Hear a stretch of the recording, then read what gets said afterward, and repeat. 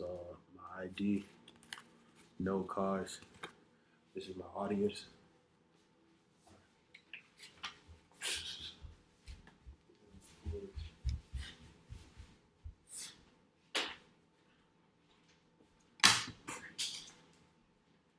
Hello, my name is Nisra Zuzwa, and I'll be giving a speech on the influenza virus and the seasonal flu. Winter is commonly associated with the holidays and shopping, but however, it is also prime and peak flu season. December through February are prime flu months, and often the cold and 200,000 people a year are hospitalized due to the flu, according to WebMD, along with 3,000 to 50,000 people die annually due to the flu. That is also from WebMD. It is really a big community issue because the flu affects everybody in all communities nationwide. Like I said before, 50,000 people die annually due to flu-related symptoms. So this is a big issue among the United States of America. There are several misconceptions about what the flu is, and it is also commonly mistaken with the common cold as well. The seasonal flu symptoms are much more severe than your average common flu, and many people will interchange flu and common cold, but the flu itself is a virus and the common cold is just a bacterial infection. However, just as easily as you can get the flu, it can be prevented. But before we talk about how to prevent the flu, we must look at what it actually is first. I talked about before, the seasonal flu is often commonly mistaken as the common cold. However, the seasonal flu is a virus scientifically named influenza. There are different strains of the flu every single year, and the seasonal flu can lead to other bacterial infections, including meningitis, pneumonia, and and strep throat. The flu weakens your body, which makes you much more susceptible to get these common issues. So that is why usually when you have the flu, people will say, I got the flu and an ear infection, or the flu and strep. The virus itself can jump, basically it jumps, so it's in your mucus.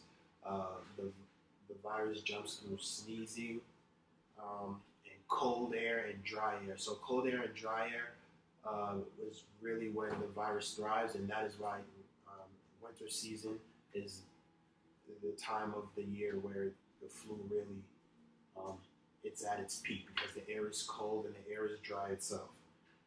And the virus is transferred through mucus drops, and it can be projected from a cough up to 6 feet away. Coming in contact with surfaces that have the flu on it is another way to receive the sickness. Now that we've talked about what the flu itself actually is, there are several steps and prevention methods that you can take to reduce your chances of receiving the flu. One of these things is the flu shot itself. There's been many controversy and debates about the effectiveness of a flu shot, but immunization reduces the risk of flu by up to 40 to 60%. And that is a direct quote from the U.S. Center of Disease and Control.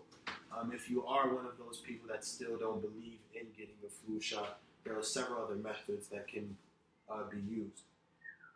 Washing your hands for 15 seconds with soap and water. So any type of bacterial soap is necessary. Washing your hands thoroughly is always excellent. Cover your nose and your mouth. But most people, when you wipe your nose, the best thing to use is a tissue, because the tissue can be crumpled up and disposed of. However, if you're using a cloth or a handkerchief, sneezing can keep the flu here, and it can survive in a cloth or a handkerchief for several weeks at a time. So people that are constantly sleeping in handkerchiefs and tucking them away are actually carrying the flu virus with them. Lastly, if you do follow these methods and you do manage to get sick, there are several things that can help reduce the sickness and the illness. The number one thing that your body needs is rest, though. There's no need to feel like you have to power through because, one, you're just going to put other people at risk of receiving the flu from you, and also your body needs time to rest and heal. Drinking plenty of fluids also is mandatory because when you get the flu, you usually get the fever and you sweat, and replacing those fluids are necessary. And it's also important to take medicine. You don't have to be a hero. Taking medicine is there to aid your body in recovery. And also, a trick that many people don't know is taking very hot, steamy showers or sitting in a room full of steam. It can open your airways, ease congestion, and make breathing easier, according to WebMD. These were some what the flu is, methods to help prevent the flu, and if you do get the flu, ways to fight back. The flu affects several people in communities every year, especially college students that are often in contact with each other on a daily basis, so it's important to maintain these steps. Thank you very much.